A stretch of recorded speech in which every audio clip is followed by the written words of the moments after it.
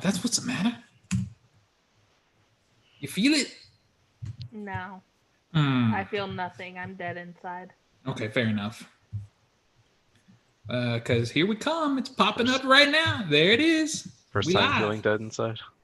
No, I felt dead inside for many eons. Okay. Is it a weekly thing? Yes. Perfect. All right. Let me just start the recording and we are good to go. There we go. Is everybody ready? Yep. On this episode of the CultureSmash cast, Disney business news, yay! God of Thunder goes mad to the max. And going where no Trekkie has gone before. Nick, Nickelodeon. okay. Well, I think that's. I'm trying to think if that's accurate. I didn't have time to do research. No, it's accurate. All right. Yeah, You did all. Yeah. It's the CultureSmash cast, episode 542 for October the 14th, 2020. I'm Stephen Lackey, editor of CultureSmash.tv. Nico? Nicholas Qualls looking at Amazon Prime Day deals. Tina? Tina Heimbaugh not looking at Amazon Prime deals. Nathan? Nathan Savino here. And Zach. Present. Waffles. Zach Martin, I've already purchased Amazon Day deals. Oh, well, what did you buy? The Cornetto trilogy in 4K. Oh, that's right. Nice. Yeah. Because it went on sale, and I made a round of phone calls to multiple people going, dude, it's $20. Wait, I didn't see that. Oh, Yeah, it was a flash sale. oh God damn it! Yeah. Oh, do I need to include you on the list next time? Yes. It's a nice... Because I tried looking at like the Blu-ray deals and nothing caught my interest. But there's a flash sale that went on. I missed that one. Yeah, it was the same. I haven't seen anything that blew up my interest either. That set I already have, though. It's a cool set. We have the Blu-ray set. Yeah. So I'm not too upset. Look Hot Fuzz in particular looks pretty. And Steven just dropped out. Because they were trying to go for the. What? I didn't drop it, did I? Yeah. You kind of went robot-y. I can't hear myself. I like that Nathan knew it, and he's next to you. And said nothing. What? Hot Fuzz looks really good. Still doing it. Why are we having this issue today? Are you on the good Wi-Fi? I wonder if I. Oh. Things. I'm on good Wi-Fi. Oh. Nathan's on the better Wi-Fi. Please stand by. We're having there we go. difficulties. All right, I switched to the 5G. Let's see what happens. I switched it to the 5G. All right. I did buy a moving on since I think Karma doesn't want me to talk about Hot Fuzz, but I did buy a hard drive off the Amazon Prime Day deal. Hey, That's good. It's one of those what do you call it, the orange ones, like that one I have that's like super rugged. Yeah. The 4 terabyte external for $100. Nico got a laptop, but it wasn't part of the Prime deals. He just broke down and finally got a new laptop. Well, I was gonna get it. Well, my thought is I really desperately need a new computer. If it's on sale, that would be fantastic. And if not, I might as well just go ahead and get it. Nice. All right. So I guess we've got a few things to talk about. We should get started with this business. Let me just flip over to the script. Let's go through the box office here. Is everybody ready? You excited? Yep. All right. Number 10, Star Wars episode. It's just The Empire Strikes Back. 100. Thank you. it's just Empire. Episode You don't even have to say Strike Back. You just say Empire. Right. So it made 145,000. It's made 2.4 million so far. Number 9. This particular release. Man, I don't know. This independent film's probably not going to make a lot of money. Exactly. Number 9 is Yellow Rose. This is a new opening. I guess it's a maybe. Well, I guess it could still be a theatrical opening, maybe in AMC's. It made $150,000. It made 170 so far. I don't know anything about it. It's about a Filipino girl going doing country music while our family apparently are maybe illegals. I watched like half the trailer. Okay. Do they call it Yellow Rose because she's Asian? Wait, what? I'm not even going there. I'm just gonna let that one go. Moving on. Number 8 is Possessor Uncut. I wanted to see this actually. Yeah, I'm rather annoyed that this is not playing anywhere around us. Mhm. I would. Well, most of the theaters absolutely around go. us are not playing. No, Yeah, but- all AMC's are, and I checked within 50, 70 miles. I No said one's showing most. Most theaters, and most theaters around us are Regals. Well, and this movie actually came out, like, started trickling out into theaters a few weeks ago. It never came here. So this is David Cronenberg's son, isn't that right? Yeah.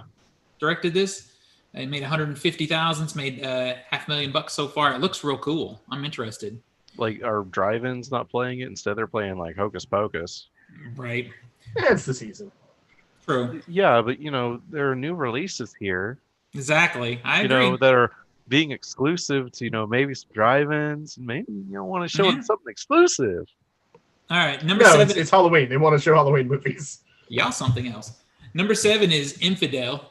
It made 205,000. It's made 3.8 million so far. Number 6 is Coco. Really? Mm-hmm. Yeah, it's one of Yeah, because again, we're showing Hocus Pocus. Let's show Coco as well because Coco is a Halloween movie. But so It's really well, not. I mean, technically, it is in season though, just not Halloween. Yeah. This So is like Thanksgiving movie to me. Okay. Hey guys, I think maybe we have a slight delay, so let's try not to step on each other because we are doing it so much right now. well, the thing I want to bring up on Coco is the box office amount. It made 210,000. Right.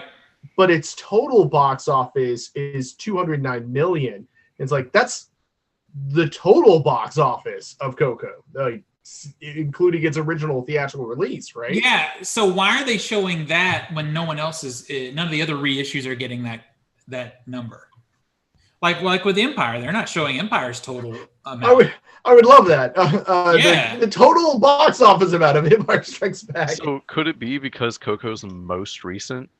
Well, it could also be because maybe like Empire is not like the original version of Empire that was released. Okay, yeah. So you can make it.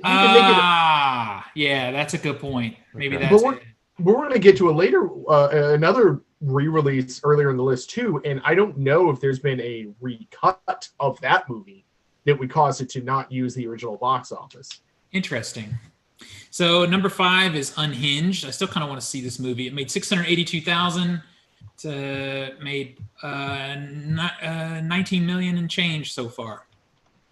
Number 4 is The New Mutants. I can't believe it's still out because we already have the Blu-ray and the 4K announcement. It's made 705,000. It's made 22 million so far. Number 3 is Hocus Pocus. It says 2020 re-release. That one made 1.1 million. It's made 3 so far. So Yeah, that's is this the one you were talking about? that was the re-release. It was later in the list. They may have done something to it, maybe a No. remaster of some sort. I I mean, think so. it got a 4K remaster as of like last year. But yeah, that Maybe wasn't that remaster actually done for one of the other Blu-ray releases? It was Yeah, just, there was a 4K Blu-ray of it. yeah. So the movie itself hasn't been changed; it's just been rescanned. Yeah. yeah. So then they 'Cause should have it- included the original box office if it's the same movie. Because if it was altered, I would have heard about it by now. Yeah, it would have been out there. Number 2 is Tenet. It made another $2 million. It's made 48 million so far. And Anybody number- here see Tenet? Yeah. Number 1. No, y'all are lame. The number 1 movie of the weekend is the War with Grandpa. It is a new opening. It made 3.6 million, and that is where it is total. Is that Robert De Niro thing? Yes. yeah. Yeah, it looked terrible. So basically, it's the only movie out there for AMC. Yeah, it's the only new thing AMC can show right now. Yeah. Well, Yellow Rose. So Those what's two. interesting to me is when you go to Box Office Mojo Yep. and it shows like, this weekend, obviously Regal Cinema is closed. and it shows like the amount of theaters it changed. And it's only showing a drop of 500 theaters. Are you telling me Regal is only 500 theaters? No. Maybe only 500 were open at the time. Well, wait a minute. Maybe it is 500 something theaters. Actually, now that you say that, because when I saw the article about them closing, it was something like that. It was much lower number than I actually thought it would be. It might actually. Oh yeah, there's 549 theaters. Yeah. Okay. Yeah, so- that's it. Well, and I also looking at Tenet's complete earnings of 48 million. I'm kind of disappointed with that number. It's almost like there was a COVID going on. Well, there was COVID, but Yeah. also it's the only thing playing in a lot of theaters. But nobody's going. went. Nobody's going. Yeah, no one's going. You notice like how Wonder Woman's not coming out anymore, and like how Dune's not coming out anymore. I know. Because I feel like, no one's gonna go to it. No one's gonna go to Coco. It made $200,000. I'm surprised. The average per screening was $110. So there's like 10 people in a theater. Yeah. Yeah. But this is the times in which we live. Now, the good news right now for us movie fans is there's a lot of trailers coming out. I wouldn't say they're good. Well, I was gonna Yeah. say, good news, lots of trailers coming out. Bad news, they're shit. Well, okay, let's just break them down here. The first one is it's called Fat Man, and this stars Mel Gibson. It is who is it that did this? It's why have I'm drawing a blank on his name. The Ed Helms, right? No, it's not Ed Helms. It's Ian Nelms. And Ian Ian and something. Ian Helms, is that it? Nelms, I Yeah. think. Ishan Nelms. So basically, you've got Mel Gibson playing Santa Claus, right? Kind of. Yeah. And then Walter Goggins playing an assassin, which that casting to me in and of itself is interesting because I like Walter Goggins in most things. Yeah, but Mel Gibson can drown. Well, here's the sad thing about that is Mel Gibson is actually a good actor, but he's pretty much destroyed himself and continues to destroy himself with who he is as a person. Yeah, but Yeah. nobody was talking about Mel Gibson when Hacksaw Ridge came out and won Oscars. It's because he wasn't in front of the camera. When he People was weren't seeing him. directing No, I know. But it's just it's just a visual society in which we live. They didn't see him, so no one talked about it. Stupid. I mean, I still haven't seen Hacksaw Ridge because of it. So I wouldn't say it was good. It had good action. That's I haven't seen Hacksaw Ridge because of that, and also because I don't care.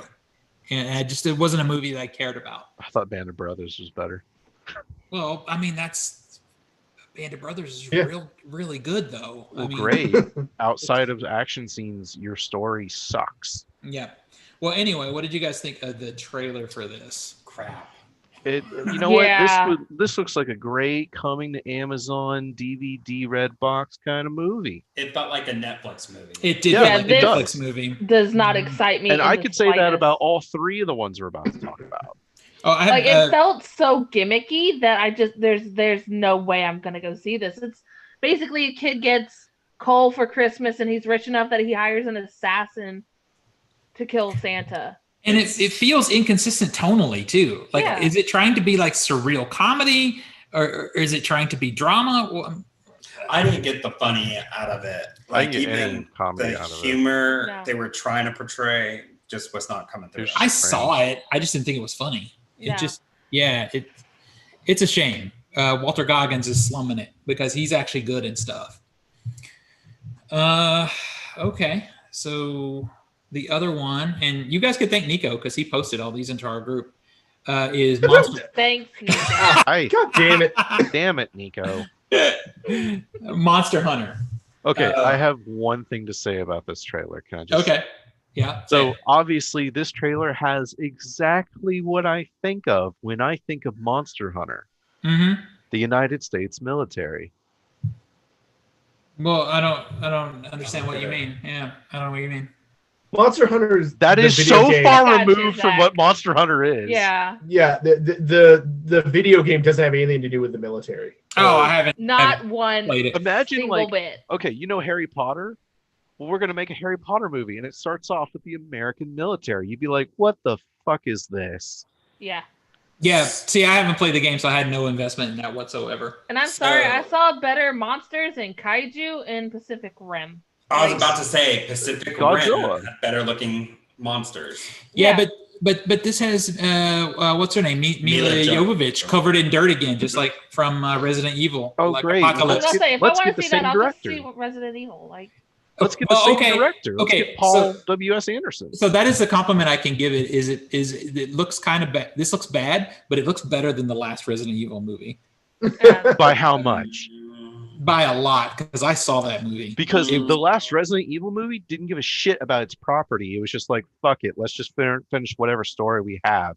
Yeah, This is about to shit on the fans. The last Resident And Evil modern movie. art. yeah, I can guarantee you, none of the Monster Hunter fans are gonna be happy with, at least not with this trailer, unless they pull some kind of weird ass Miracle. Yeah, no, there's gonna be a lot of hate for this. So movie. who is this for? Well, that's a good question. I mean, I haven't played the game, so I have no investment whatsoever in that aspect of it. I like Mila Jovovich, but I'd like to see her in something good. You're not going to get that. You know. Yeah. No, I know. But I hate how this trailer shows like all three goddamn acts of the movie. Yeah, It shows Yeah. the ending. It shows the beginning. It shows the whole middle. It's like, yeah. and some of that's the the line final fight delivery right is there.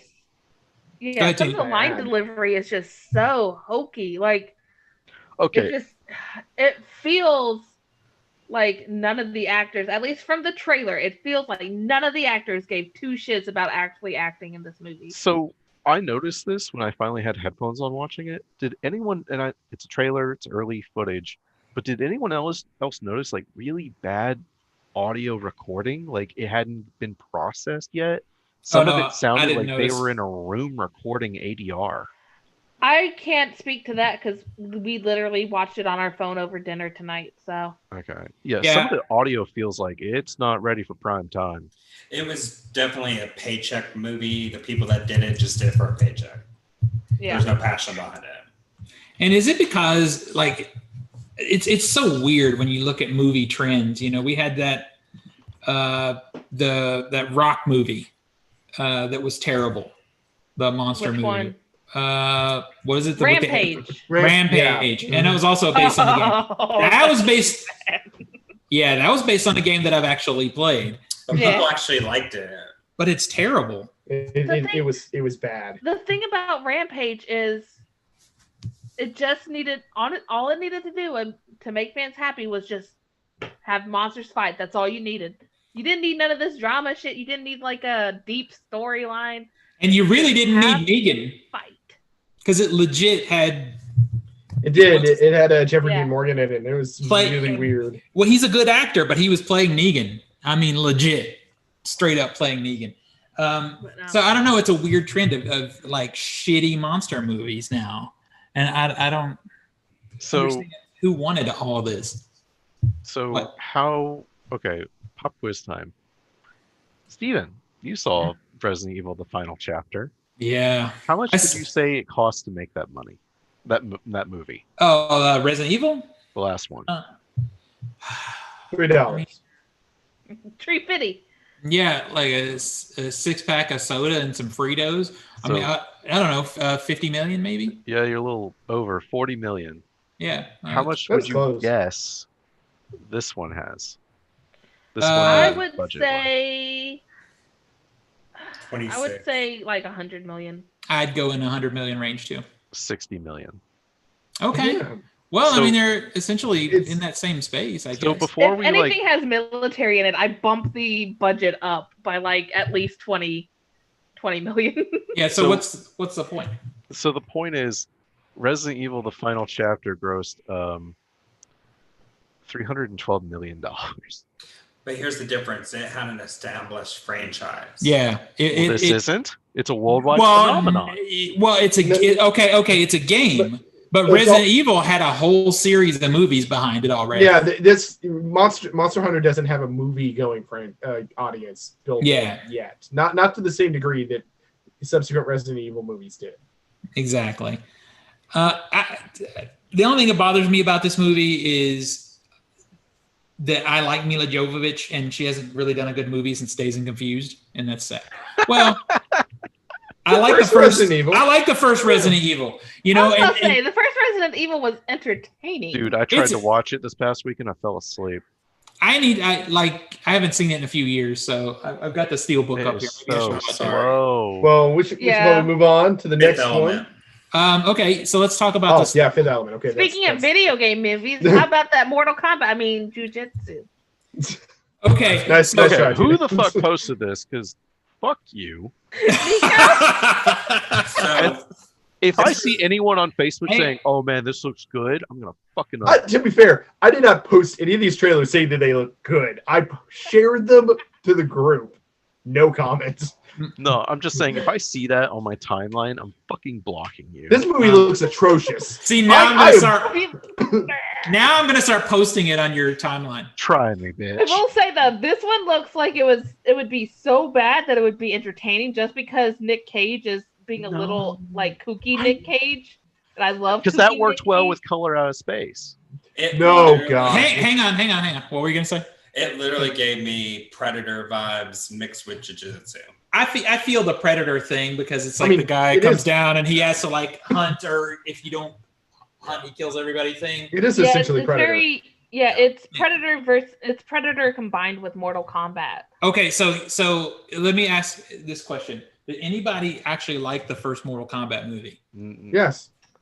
Sober? I enjoyed it. I don't Okay. I know wouldn't say it was about good, but I enjoyed it. I haven't Okay. rewatched it in a All while, right. but All right, so that's 10-year-old the me first one. fucking loved it. Did anybody like the crazy ass version of Nick Cage in like Drive Angry? I liked Yes. Drive some of Okay, them. Yeah. okay. Then we should probably all give this movie a chance because that's what this movie looks like. It's Nick Cage acting like batshit crazy in a Mortal Kombat movie. Oh, because Mandy was like that, right? Yeah, but Yeah. Mandy tried to be all artsy and intellectual, and it was That's where Color Out of Space went wonky too. Is Yeah. it tried to be deep, thought provoking, and Mhm. like artsy, and it's like, nah, this movie's just no. There's a part of me that legit feels like that this jujitsu thing is going to be freaking awful, but I'm gonna like enjoy it as a drinking movie or something. yeah, I it's just- gonna be a drinking movie. It's gonna be a movie that you heckle later on with your friends. Mhm. I just feel like that it's going to have that entertainment value to it. So when this movie finally comes out and people are like, "Man, it's boring as shit," I'm gonna just sit here and say, "I fucking told you so," because it looks Well- boring as shit. I don't know. I don't really feel boring. I feel like it's a mess, though. I feel like- Oh, yeah, it's a hot Uwe mess. You Boll can tell that movies look already. exactly like this. Um, I've seen Uwe Boll movies that directly look just like this. yeah, but you're the one who likes Ninja Cop and shit like that too, though. I like Samurai Cop, sir, because it is Whatever. shit. Okay, well, this is going to be shit in the same way. No, Samurai Cop's like, see, look, Biscuit see you and staring you down. Why is Biscuit staring a hole in me? I don't like it. Make him stop. Stressing So, like, me out. Samurai Cop is bad to where you just like, man, I hope they finish this movie. Well, It has no we'll see. money behind it. We'll see.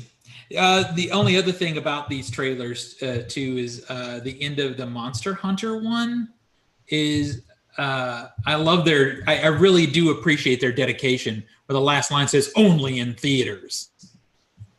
I don't know if that's going to hold. Yeah, they're calling that shot. I think Yeah, it might I come mean- out and fuck you, it's January. Yeah. I mean, to me, this feels like, It's fuck you, it's January. yeah, that's what it feels like. I feel like this movie might just say, fuck it, go ahead and put it out, even though there's only 12 theaters open. They just might just do it. Worldwide, 'Cause- don't make money. That's where most of the audience probably is. Yeah, true. All right. So who's got the first story? I Nathan? got the first story. You got the first story. All right. So Chris Hemsworth has confirmed his casting in the upcoming Mad Max prequel. In 2015, director George Miller revived his post-apocalyptic franchise with Mad Max Fury Road, starring Tom Hardy and Charlize Theron. Miller indicated he was planning on developing sequels, but they have been slow to arrive. Progress on the next Mad Max film began to emerge this year with reports that Miller was exploring a prequel centered on Furiosa, who has emerged as a major fan favorite over the years. Then yesterday, news broke that Anya Taylor-Joy was being cast as the young Furiosa.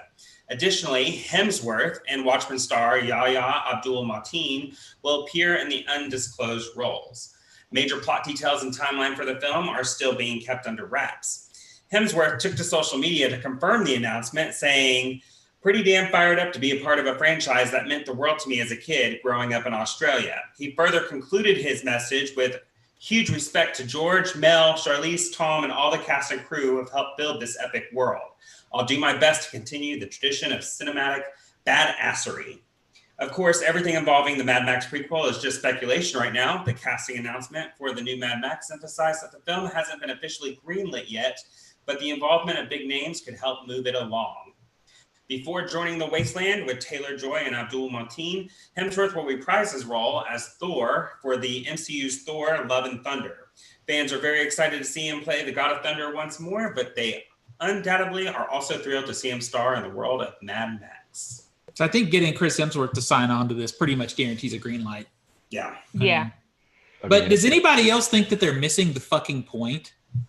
I mean, was Furiosa really that great a character, or was Charlize Theron as Furiosa? Charlize what Theron made it- completely made that character. Exactly.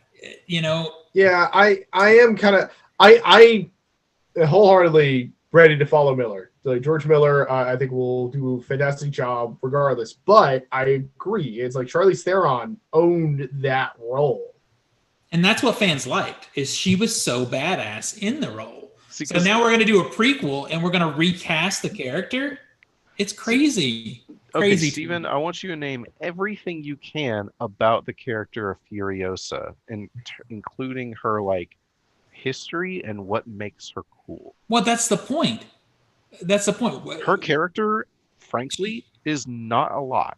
She's got no story. I Yeah. mean, she's got a very thin story with an actress who is amazing that created that character from almost nothing. Yes. So, okay. I'm agreeing with you. I'm just Yeah. I'm proving your point. It's like to world build is great, and to learn more about her is necessary. But I think it's too early for a prequel. I think you do 3 of these. You give Charlize Theron 2 more movies. Then you reboot the franchise by doing a prequel with a different actress or something.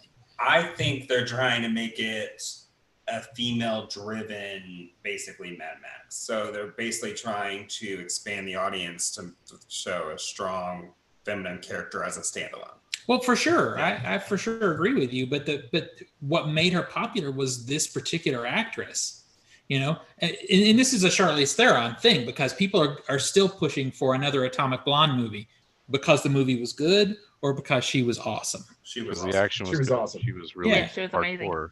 Yeah. So, and there is still a chance. I guess we don't really know the plot yet, but I was thinking about this. I guess there's still a chance that Charlize Theron could be in this prequel if we're seeing her younger self in flashback or something. Mhm. You know, I would be actually cool if the first third of the movie was flashback and then it cuts to like they're on for the rest of the movie. That would be cool. I would be cool with that.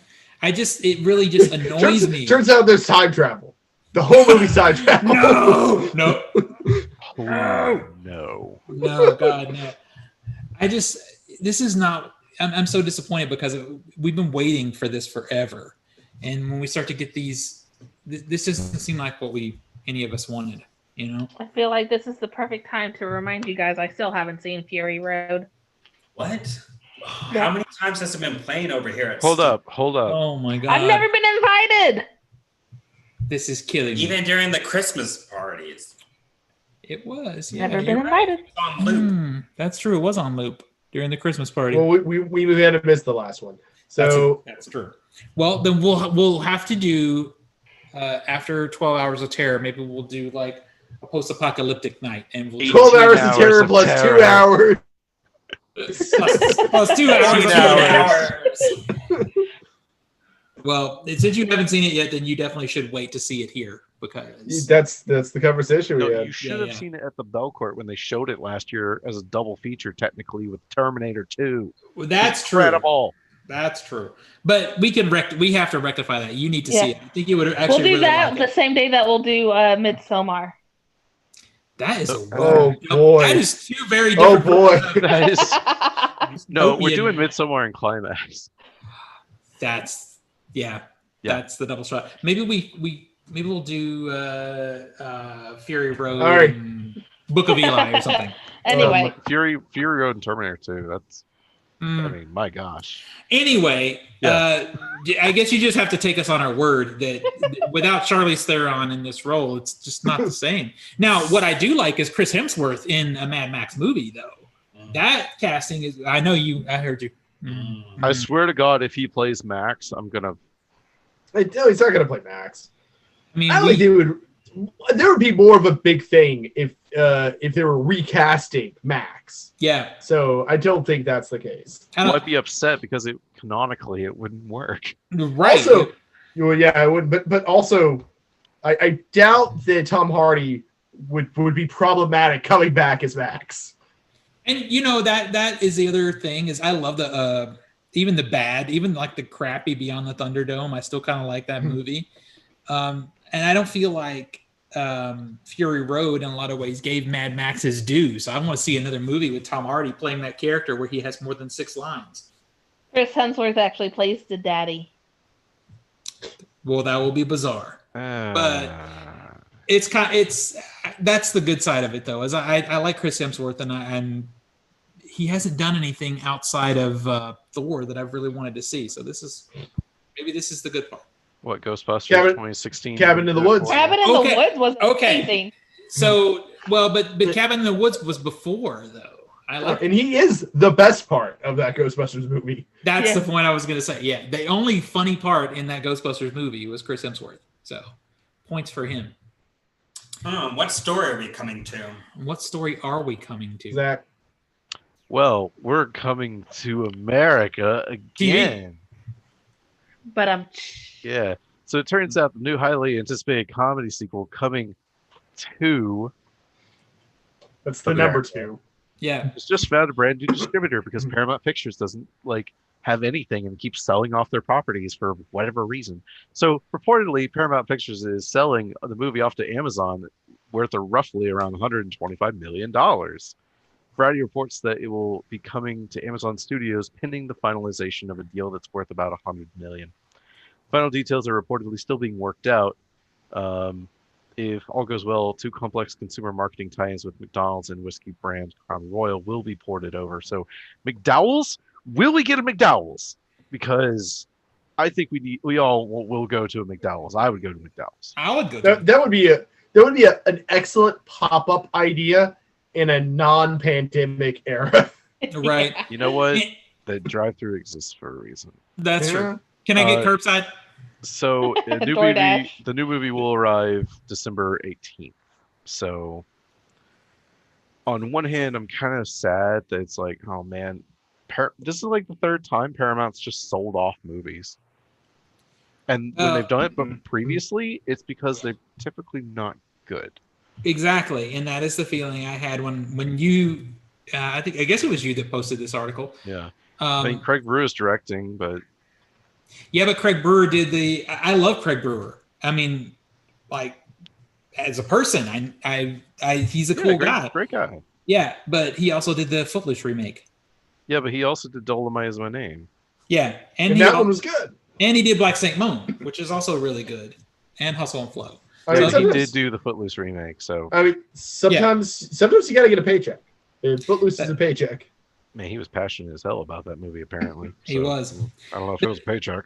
Honestly, though, I feel like from the beginning of the inception of this movie of Coming to America, it's decades late, and I feel like socially and culturally, it's not the time because that original film, if you watch it has some really funny parts in it, but boy, it sure does play on some racial stereotypes and stuff. Yeah, just I don't see how that kind of movie works now.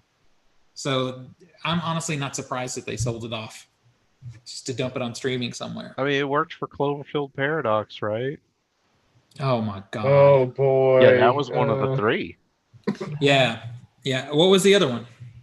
Oh, it was one I had never heard of. So was anybody excited for this Coming to America sequel? So it was The Lovebirds and You were? The Trial of the Chicago 7, which both went to Netflix. Yeah. So I don't even know if I saw it. Is Arsenio Hall Yeah. in the sequel also? Yeah. Apparently they got everybody, but So, I mean, but yeah, I agree with you. I feel like now that the chances are pretty high that it's a bad movie because if they're just going to dump it the way they did. I mean, we haven't even seen a single frame from it, which is Yeah, coming trailer out hasn't in come out yet. around 2 months. I haven't seen anything. A Posters, trailer, nothing. teaser, set photos, nothing. So This was supposed to be Eddie Murphy's big comeback.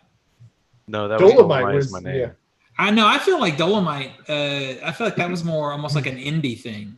I feel like it was like a setup. It's like Dolomite is getting Eddie Murphy back to work, and then Coming to America might be like the big tentpole.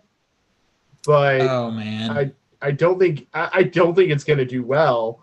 I don't think it's gonna be good. Although I would like it to be. Dolomite is good. I want more of that Eddie Murphy. I mean, to be fair, Eddie Murphy's had his share of resets. I mean, it's true. Dreamgirls was supposed to be his big return, and that was a good movie. Yeah, how about Norbit? He followed that with Norbit. Maybe that's it. It's just every other movie. Maybe. Has anyone here actually seen Norbit? No. Only in pieces. I have seen the whole damn thing, and let me tell you, it's really bad. It's really bad. So before we move on to the next thing, what have you guys been watching? What are you guys watching on TV? Because we're in the TV section now. What are you streaming? I am slowly getting through Raised by Wolves. And you said you were not thrilled with it. Basically, a character that I'm ready for this person to just die because I really don't care about them anymore. And I'm just like, I don't care. Why are we keep showing this person? They're not killing them, or the point is not really coming across as to why we're still dealing with this shit. It just feels like it's spinning its wheels in mud. Maybe it's being drug out too long. It feels like you're really ahead of me. You're ahead of me at this point. I haven't Yeah. gotten that far. Like, I don't know. I've kind of fallen off lately. Like, I've lost focus a little bit on a lot of stuff. I've been going a lot of movies, because of the season too. So I've been watching a lot of horror stuff. What are you guys watching? Amber Alert. Oh, is that an Amber Alert that was happening? Yeah, because both of our phones blew up over here. So, yeah. What have you guys been watching over there? Nothing. Not The Boys. No, Yeah, not The Boys. Yeah, we haven't watched any more of Lovecraft Country. We haven't watched a single episode of Haunting at Bly Manor. We haven't watched The Boys. I watched one episode at The Murder at White House Farms. Okay, I just saw that today on this Netflix, right? I can't remember. Yeah, I think it honestly popped up can't in my remember. queue. But I think so. I did watch The Family Next Door, or like Murder the Family Next Door, something like that. How was that? American Murder, The Family Next Door. Yeah, how was that? Oh, it's really good. You watched it too, right? It's a good documentary. It if you don't know the story, it tips you off like immediately as to like what's going to happen. But I mean, again, this was such a prolific case that you should know how it ended anyway. I mean, the amount of detail they got through text messages and body cams and cameras and interrogation rooms was amazing. I have to say, my favorite part of it was when they go over to the neighbor, and the neighbor, like, as soon as dude leaves, he's like, he's not acting right. Mm-hmm. He's not acting right. I'm telling you, he's not acting right. Mm-hmm. And it's like, neighbor. And it was a national news story a couple years ago too. So once again, it'll probably be something completely new to me. Probably. So this is not a miniseries, though. It's a single movie, right? It's a single documentary, yeah. See, and that probably is the best way that kind of story should be told, because the only thing that I'm actually really caught up on right now is The Vow, which is the cult thing that had the girl, it had the girl from Smallville in it. Yeah. And that thing should have ended 3 episodes ago. I mean, I'm kind of still with it just because I can sit there mindlessly and watch it, but it's like being drug out, you know. But again, it's another one of those stories. I was vaguely aware of Nixium, but I don't know anything of how it went. So I've just kind of been looking at it. Really, it's weird. I can't think of anything streaming wise that's like just got me so excited to watch. Yeah, we have so many things that we want to watch, but it's just between the puppy, between leading up to this week, the niece and hanging out with her and just everything. We just haven't had time. So I've kept up with Lovecraft Country, which you said is really good up to this point, right? I really enjoy it. I mean, it's all over the place with storytelling, but I really enjoy it. And then Haunting at Bly House, I finished today. Oh, you finished it? I finished it today. And what did you think of it? It's a slower pace story than the first Haunting. But I mean, it's decent. I enjoyed it. There's definitely not as much pop scares as you're expecting, but the story overall, how it's told, is really well done. Interesting.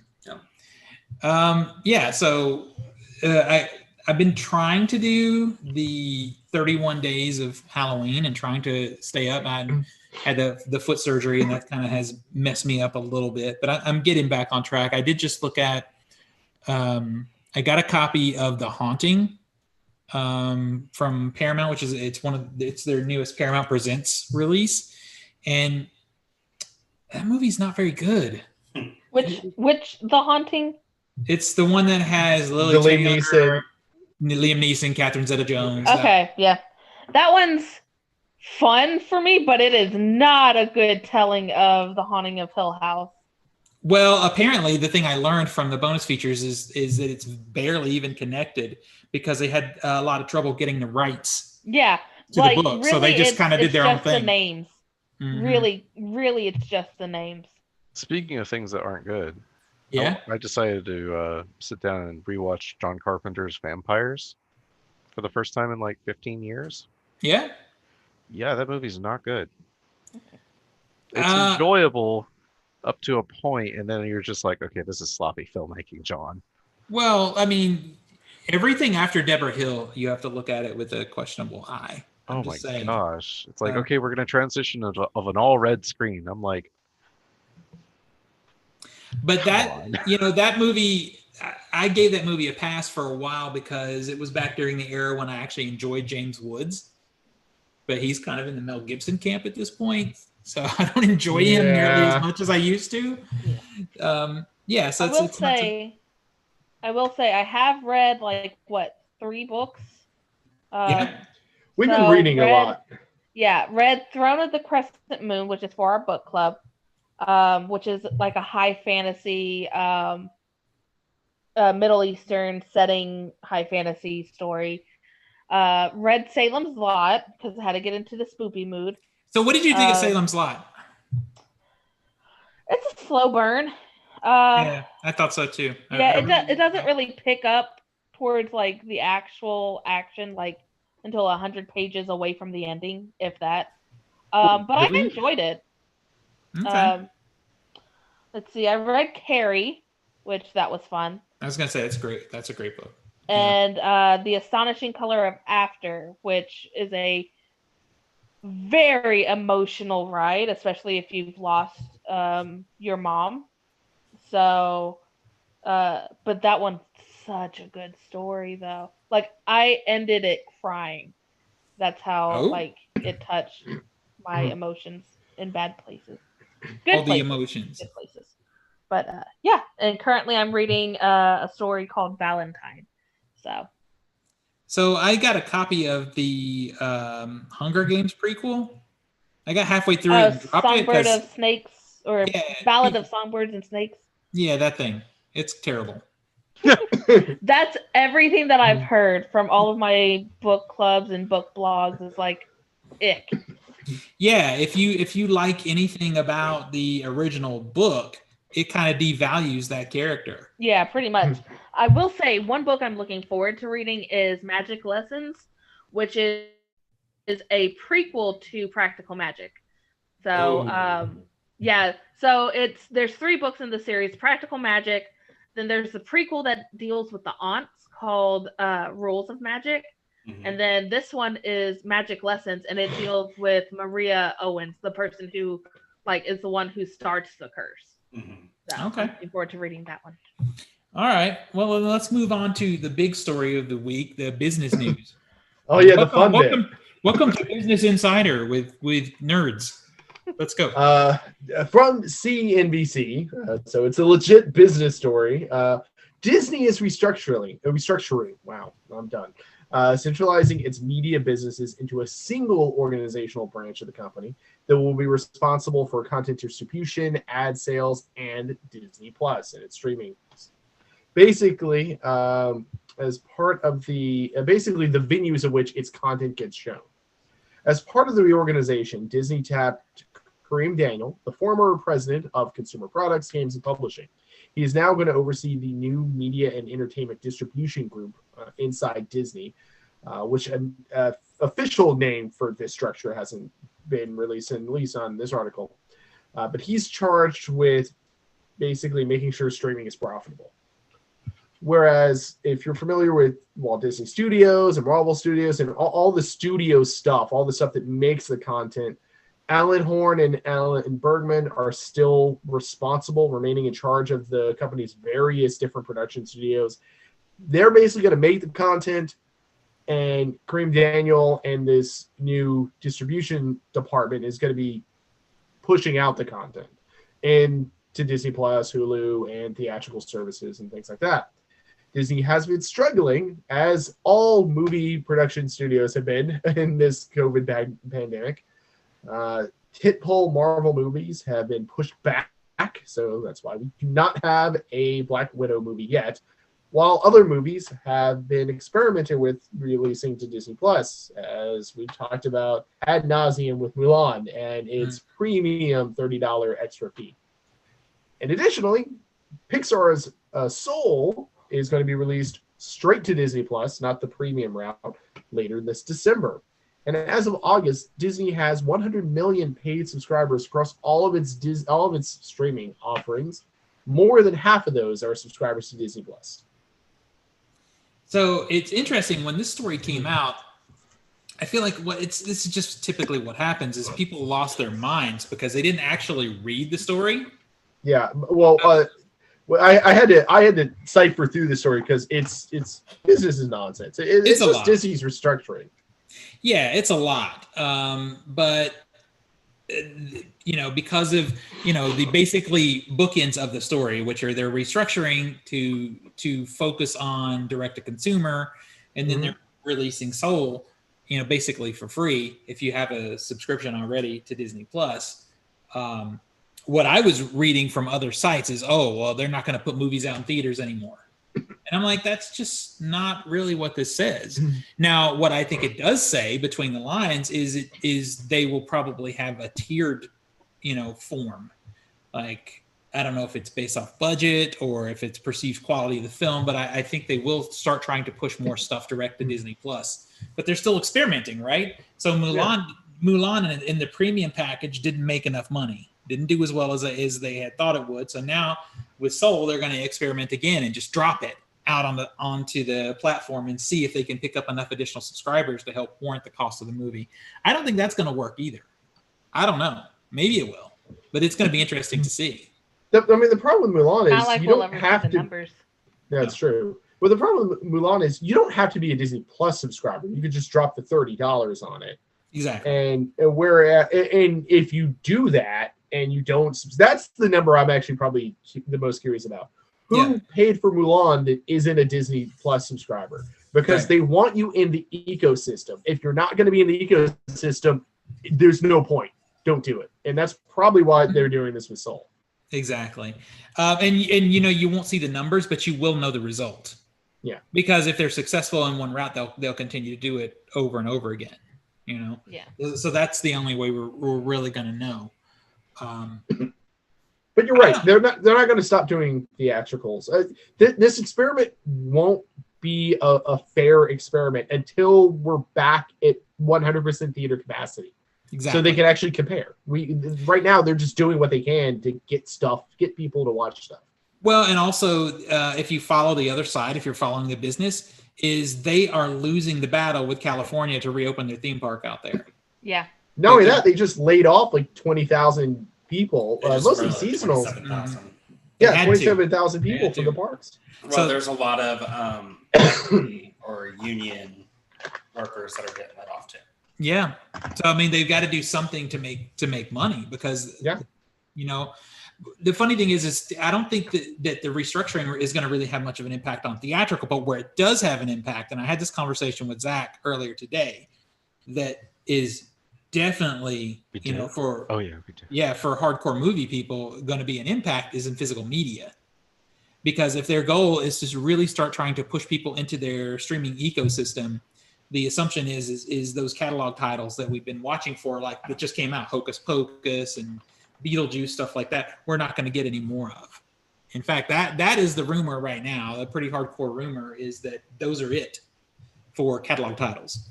So I was telling Zach earlier, I am going out there to find my copy of Die Hard on 4K because I've been putting it off and just picking up some Fox stuff because the Fox stuff is what's going to suffer. That's where you're going to have trouble getting those true, beautiful 4Ks. You'll end up streaming it on Hulu. Yeah. So that is really the sort of bad side of the whole thing. The upside, though, is we've been talking about forever that we don't understand why they don't do more sort of adult-oriented, like Marvel stories or Disney stories, and do them over on Hulu. Well, they are finally with the Hailstorm. Well, that's also been in the works in a while. Like that back like a couple of years ago when they were planning on doing a whole slate of Hailstorm and Ghost Rider and a bunch of other stuff, and pretty much all of that got canned except Hailstorm. I think was far enough in production that they were going to at least push it out. Sadly, everything that I've read, people who've gotten to see it already, say it's pretty terrible. It does not look good. And the other thing is, Disney and Marvel Studios has a track record of taking little-known characters. Like, I mean, Guardians of the Galaxy being a huge blockbuster hit 2 times over, and in the Avengers movies, shows that they can do this. But Hailstorm is not, even on terms of like the horror side of stuff, it's not that big of a deal. Yeah, I know nothing about the character other than it has the Marvel logo in front of it. I really felt bad that the Ghost Rider one fell through because it was going to be the same Ghost Rider that was in Agents of S.H.I.E.L.D., which is still like the best season of Agents of S.H.I.E.L.D. It was so good. So also, did you guys see the footage from MODOK? No. For one, the video that's in the group, in our Facebook internal group, is like a half-hour video, and it was like, nope, not watching that one. Oh, I didn't watch it. Nico and I were basically like, it's Robot Chicken, just Marvel, and I'm not. That's exactly what it is. I scrubbed through the video. I hated Robot Chicken. I didn't hate Robot Chicken. I just didn't care. I was just indifferent to it. And it looks, I scrubbed through the footage and found it, and because it has Patton Oswalt, according to some, Zach's doppelganger. God. Right, Zach? Yeah, I get called it. What? No. I got called it at work once. I was like, oh, shit. Yeah, he used at the nursing home or at the repair shop? Oh, wow. Yeah. It's pretty bad, y'all. It's like the animation is bad. Yeah. And they're really fighting. The writing's awful. Like Nico found the actual like footage video, started playing it, and like within not even a minute, and I was like, turn it off. Yeah, it's terrible. It's terrible. And MODOK is such a bad character to bring outside of comics. He's a giant floating head with little body. Well, it doesn't look like something you can connect with. Well, I get why they would use this format, this Robot Chicken format for that. Because you can't take him seriously in a played for straight Marvel movie or anything else. Okay. Although he is like the big bad in the Avengers PlayStation, like the Avengers video game. And that's weird. Yeah, it is weird in the video game too. I just think MODOK is just not one of the characters. I don't know why we're focusing on MODOK. He's just not good. He wasn't good in the comics either. It's just crazy. Anyway, does anybody have anything else to say about this Disney, what I'm calling the Disney compression? Nah. Not a huge fan of it, but I feel like it. I agree with you. I'm not a huge fan of it either. I'm kind of surprised, it's happening this late. I kind of expected it a little sooner. Yeah, I think we all did. All right, so we have another story. 2 more here. stories. Who's next? It's me. It's you. It's you. It's me. It's me. Kate Mulgrew, who played Captain Catherine Janeway for 170 episodes of Star Trek Voyager, will be reprising that character on Nickelodeon and CBS Studios' new animated series, Star Trek Prodigy. The surprise announcement was made at the end of the Star Trek Universe New York Comic-Con virtual panel. More casting news will be revealed in the next few months. The CG animated series will air on Nick next year. Developed by Emmy Award winners Kevin and Dan Hageman, who did Trollhunters and Ninjago, Star Trek Prodigy follows a group of lawless teens who discover a derelict Starfleet ship and use it to search for adventure, meeting, and salvation. Star Trek Prodigy is from CBS's iAnimation Productions, CBS Studios' new animation arm, Secret Hideout, and Roddenberry Entertainment. Kurtzman, Heather Caden, Katie Krentz, Rod Roddenberry, and Trevor Roth will serve as executive producers alongside co-showrunners Kevin and Dan Hageman. Ben Hibben will direct and co-executive produce and serve as the creative lead on the animated series. Aaron Bayers will also serve as co-executive producer with Mac Middleton as a producer.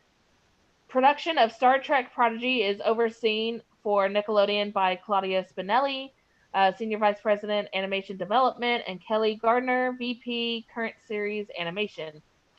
Star Trek Prodigy is part of Viacom CBS's growing Star Trek IP, including CBS All Access's Star Trek Discovery, Star Trek Picard, the animated series Star Trek Lower Decks, and the upcoming Star Trek Strange New Worlds, and the development of a Section 31 based series with Michelle Yeoh. I don't understand this sudden surge of Star Trek animation. I've heard it's ass. I haven't watched any of Lower Decks yet. I'm not a CBS All Access subscriber. It's definitely a weird direction to take the franchise because that kind of light comedic take is not generally Star Trek. Right. And so Lower Decks focuses on teenagers also. So yeah, but I get the feeling that it's going to be more of a still kind of an adventure, like learning about space and stuff. Almost more educational, kid friendly, but still with the kind of space sci-fi adventure series that Star Trek is, aimed at a younger demographic. Yeah. Did anybody ever? This is definitely going to be outside of Steven's range. Anybody ever watch Space Cases on Nickelodeon? Yes. It was in the 90s. It had the guy who played Zach, the Black Ranger, the original Black Ranger on Power Rangers. It also had what's her name from Firefly, the mechanic girl. Oh, Jewel Staite. Jewel Staite was in it. It was like her first show. And it's what I figure this is going to be, is these teenagers are stuck on a ship and they're doing space stuff. So basically a kid-friendly version of Star Trek Voyager. So yeah, I'm happy on one hand because Captain Janeway is second best captain. I've always liked her, right behind Captain Kirk. And I look at the show. And Captain rankings are so bad. I know. You love Picard. I know. No, Cisco is best captain. No, Cisco's not best captain. Oh, yes. No. Nerds. No. No, it's right. But I look at the show and I have no interest in it. But I think at that age, I probably would have really liked it. I think it's not meant for us, but I like that it's a thing. I like that this will exist. Yeah, if it is what I think it is. Yeah, and I think it is. It sounds like the right description. Funny enough, I saw a few minutes of Lower Decks today, actually, because I did finish season 2 of Discovery. It doesn't really count as something that I've been binging. That's why I didn't bring it up, because I only had one episode. So I just played it. And on CBS All Access, it's just like the others. It automatically goes into some other show if you don't stop it. And I was checking email or something on my phone, and Lower Deck started, and it's kind of bad. It's bad. So hopefully this is better. Discovery is really good, and this Section 38 thing that they're going to do, I'm into that. 31. Because Michelle Yeoh is great in Discovery, and it's porting her character over to that, and that's cool. You just got to see the show. She's really good in it. But yeah, I'm glad Captain Janeway is back. That's a good thing. Nathan, I think you have a story, right? Yes. America's favorite meticulous serial killer, Dexter Morgan, is making his return in 2021 with a limited series of 10 episodes on Showtime. Michael C. Hall will return to reprise his infamous role. Hall joins original series showrunner Clyde Phillips, who steered the show for Dexter's first 4 seasons before stepping down, with Chip Johannesson taking over showrunner duties in season 5 before being replaced by Scott Buck for season 6 through 8. Nothing has been mentioned about the plot, but there has been discussion of potential Dexter reboot as far back as 2014. Here's to hoping Showtime can redeem Dexter and deliver the season that fans have been wanting for over a decade. So is this the we fucked up and we want to actually do this better be the we fucked up and okay. Here's how it should have been.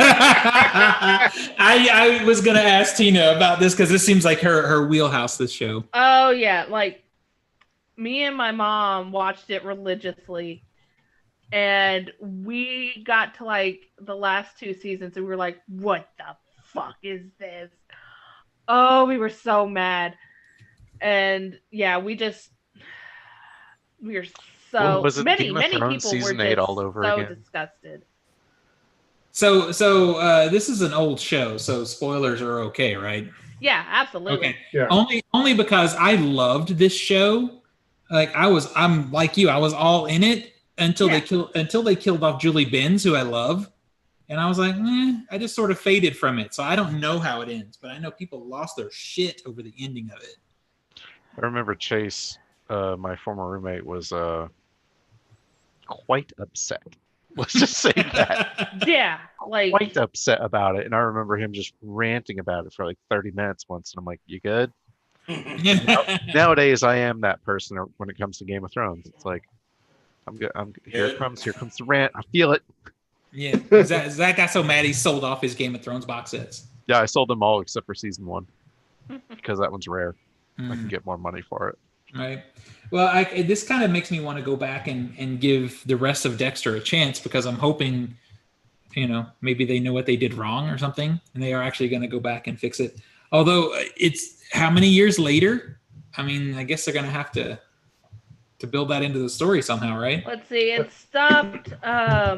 When it 2013? 2013, September 22nd, 2013. I mean, that's if they actually pick up. I mean, they could retcon. It's like last 3 seasons didn't happen. We're picking up from here. We're moving on. I will say, so ironic that like the first seasons where him and Deborah are brother sister, like him and his wife were married, and then as soon as they split, they're like, hey, let's have Deborah try and hook up with Dexter, and it's like, oh, that's awkward.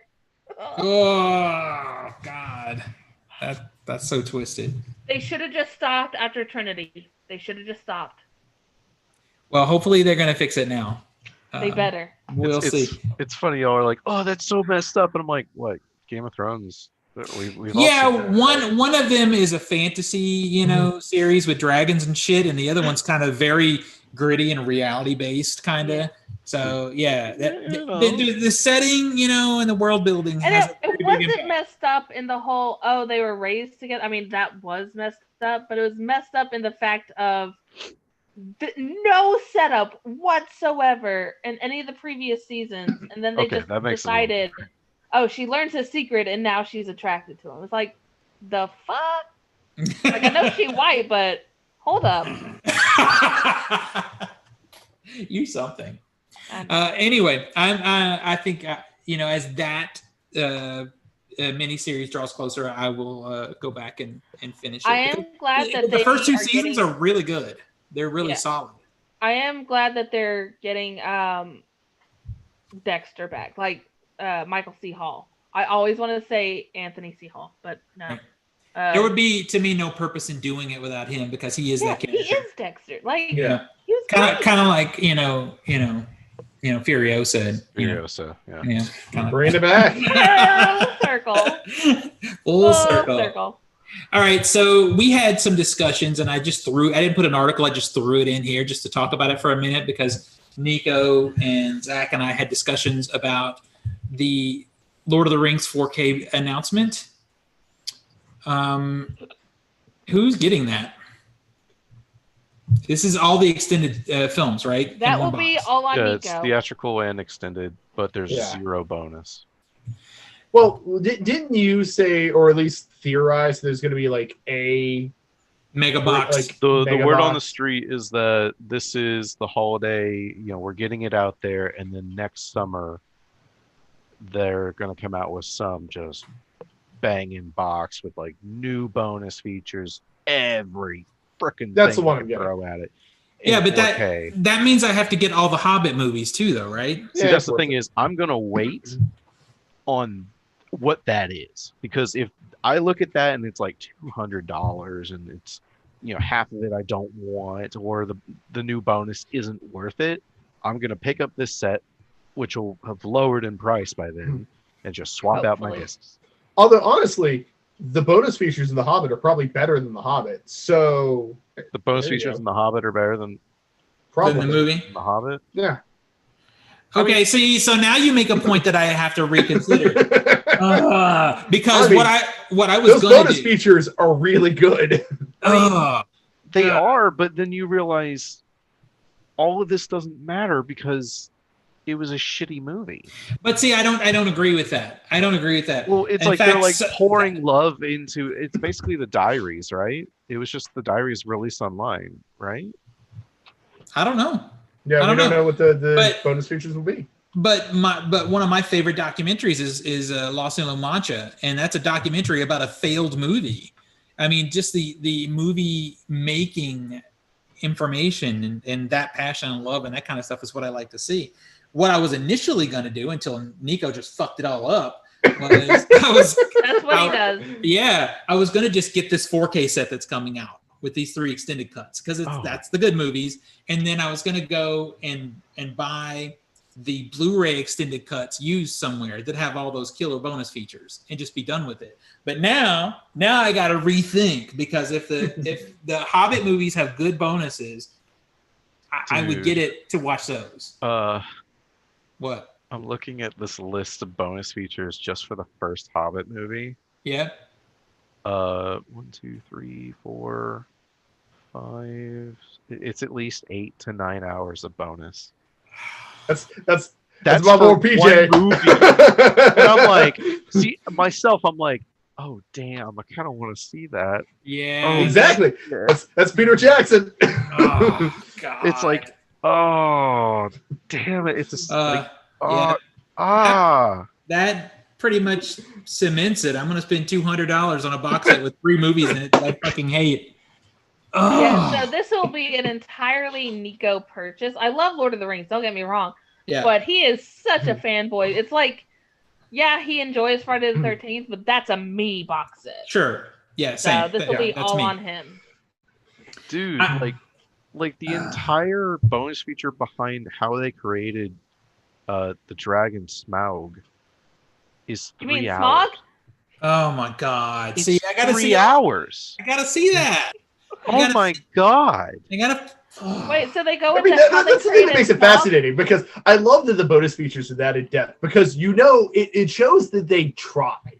It There's shows a that whole hour documentary about the music. yeah, of the Oh my god. it shows that they went into this movie, they wanted to do something good. They had care and attention. They just screwed up. And it's just a fascinating experience to see. It makes the bonus features all the more fascinating. Yeah. Oh, They're and to by the that way, level. the bonus features on here, there's one where they just fully admit we fucked up. Oh, I want that one. I want that one. I can pull that up and that. post it in the Facebook thing. It's fascinating to basically, they were so overwhelmed, and they touch on that in the bonuses going, at one point we just called it a wrap because we needed to figure out what we were doing.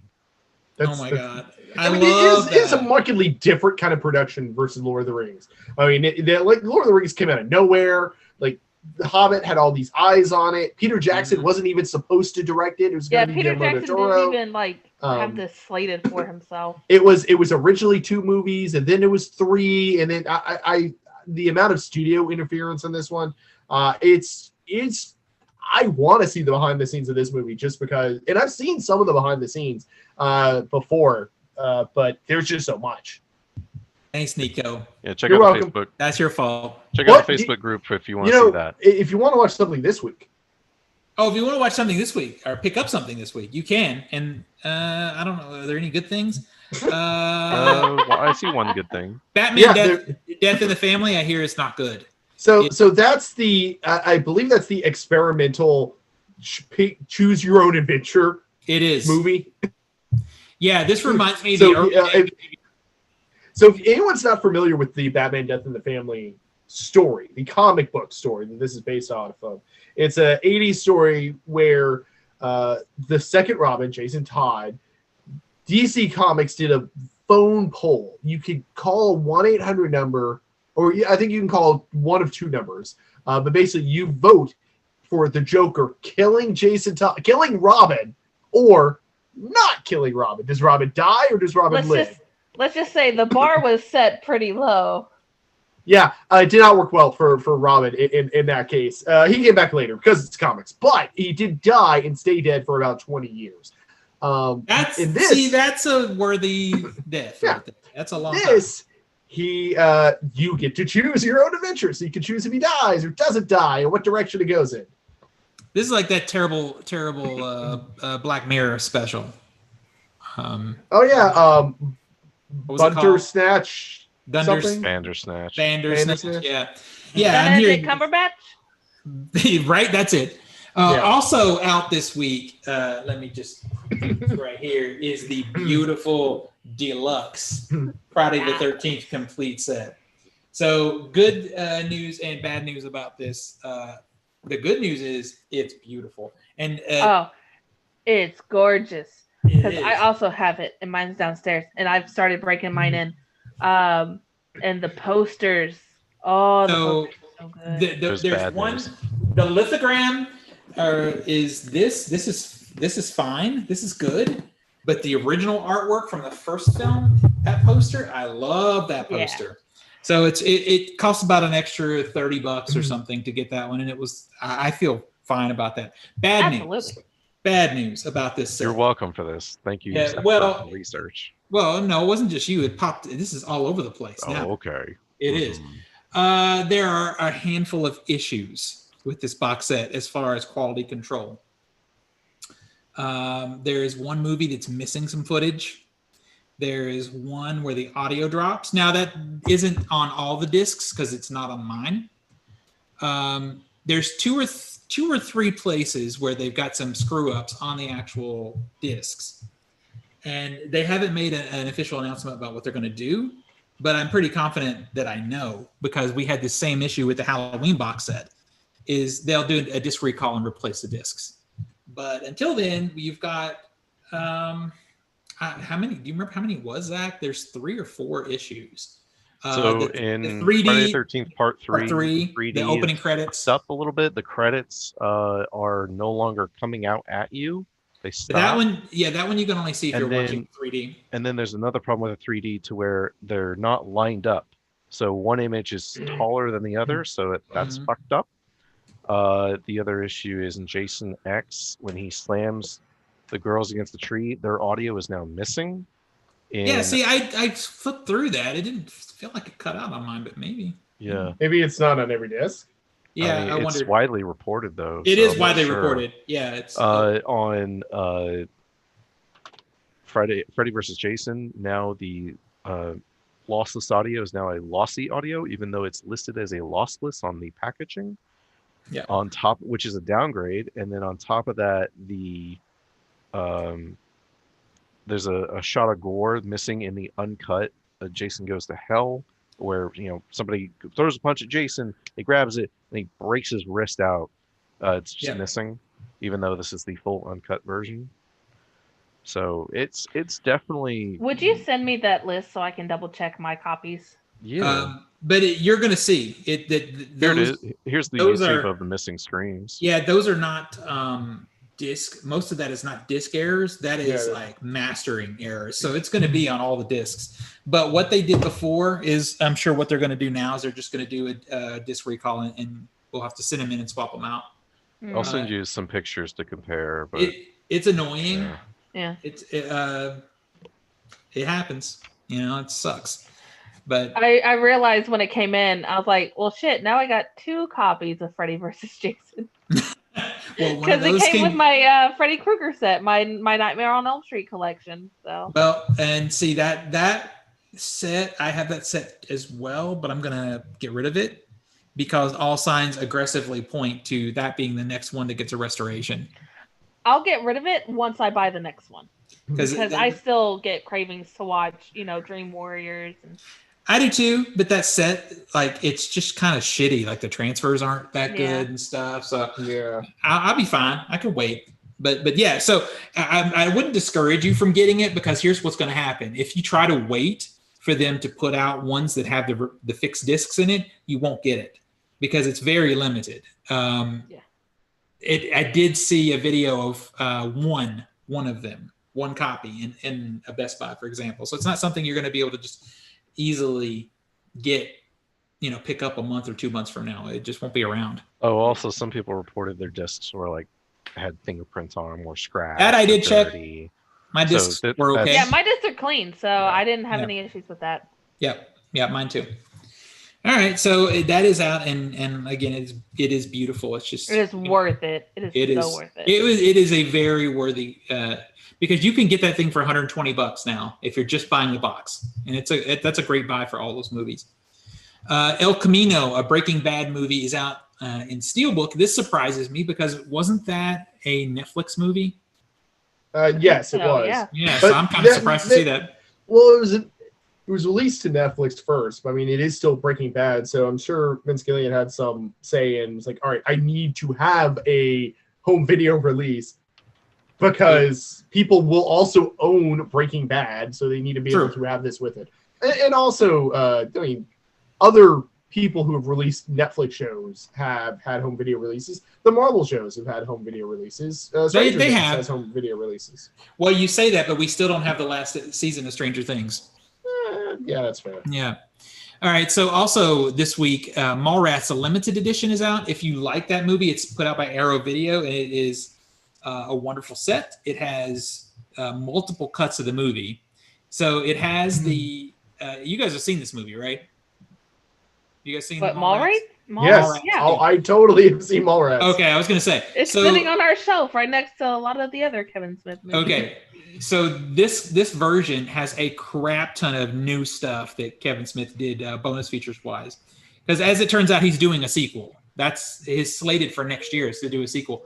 I don't know. Yeah. I saw the Jay and Silent Bob sequel. Fair enough. But I saw Yoga Hosers. I don't want to hear it. Okay. So what's in the set that's interesting is it has the director's cut, but then it also has the TV cut of the movie. And normally I wouldn't care about that, except the fact that Jason Mewes didn't show up to overdub his voice on all the cursing. So they had some other random dude come in and do it. So when you watch the TV cut, you could tell it's obviously not Jason Mewes talking. It's pretty entertaining. But there's a crap ton of bonus features. If you guys like that movie, I recommend that very much. District 9 is out in 4K. This is one I'm going to pick up shortly. Requiem for a Dream in 4K. A very disturbing movie, but it's good. Terror in the Isles is a documentary that has been hard to find for a long time, so I'll be picking this one up. That is a documentary about horror movies. And then Motel Hell is out in Steelbook. That's a Scream Factory. I'll be getting that as well. So what do we have in the funny books? All right. So this week's actually a pretty big week. They have gone back yet again to the money-making well that is Watchmen and releasing a new Rorschach book. Rorschach #1 dropped this week by Tom King and Jorge Fornes. Is that why I've been seeing all these interviews and stuff with Alan Moore? Yeah, he's probably yeah. It actually takes place contemporarily with the HBO Watchmen series, so it is a sequel series in that same canon. But yeah, there's that. DC also has a continuation of the Dark Knight's Death Metal series that Scott Snyder and Greg Capullo are doing. So that one's in number 4 of 6. So in the middle of that, if you want to catch up. And they have a Halloween compilation coming out this week. DC, The Doomed and the Damned. A bevy of writers and artists do several different kind of series to be in the kind of spooky, stormy, Halloweeny mood. Cool. So if you want to see Nico's picks, you can head on over to CultureSmash.tv later tonight or in the early AM tomorrow. We'll get those posted. Kiara was in the chat, and she was saying that she's very excited for this Dexter reissue also. So she must want them to fix the ending too. A lot of people do. All right, you guys. My foot is killing me, so I guess we should bring this to an end. Nico, where do we find you on the internet?